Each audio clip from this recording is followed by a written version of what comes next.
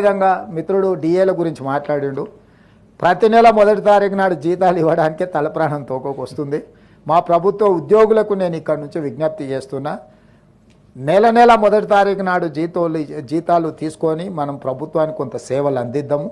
కొంత సమయం పడుతుంది. ఈరోజు ఏమాత్రం ఏం చేసుకున్నా ఈ వ్యవస్థ కూడా దెబ్బతింటుంది. మన మొదటి తారీఖు నాడు జీతాలు ఇవ్వడానికి రిజర్వ్ బ్యాంకు దగ్గర అప్పుడప్పుడు చేబదులు అంటారు కదా అధ్యక్ష, ఊర్లలో అంటాం కదా, బ్యాంకు లోను షూరిటీస్ కాకుండా చేబదులు మళ్ళీ ఇస్తాం.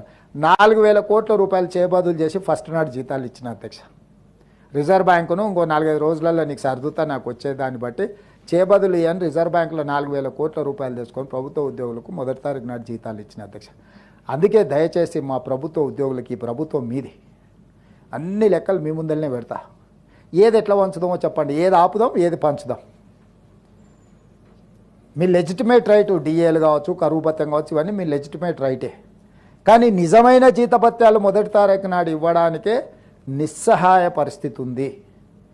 నిస్సహాయ పరిస్థితి ఉన్నప్పుడు అప్పుడప్పుడు మనకు జ్వరం వచ్చినప్పుడు పథ్యం పాటిస్తాం అధ్యక్ష. మీకు ఐడియా ఉంది కదా అధ్యక్ష.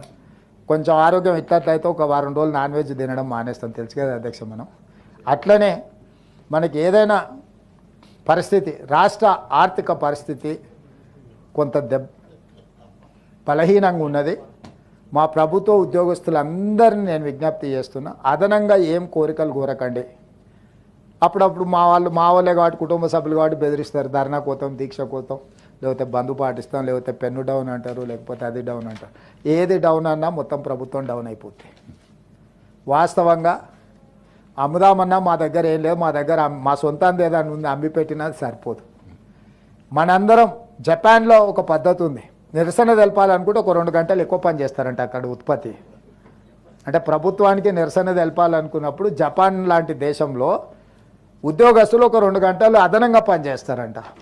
అట్లాంటిది ఏదన్నా నూతన విధానాన్ని మా ప్రభుత్వ ఉద్యోగస్తులు తీసుకొని రోజుకొక 2-3 గంటలు అదనంగా పనిచేసి మా ప్రభుత్వానికి నిరసన తెలిపి ఆదాయాన్ని పెంచితే, పెరిగిన ఆదాయాన్ని తిరిగి మీకు అందరికీ పంచుతాం. ఆదాయాన్ని పెంచడం, పేదలకు పంచడమే ఈ ప్రభుత్వ విధానం.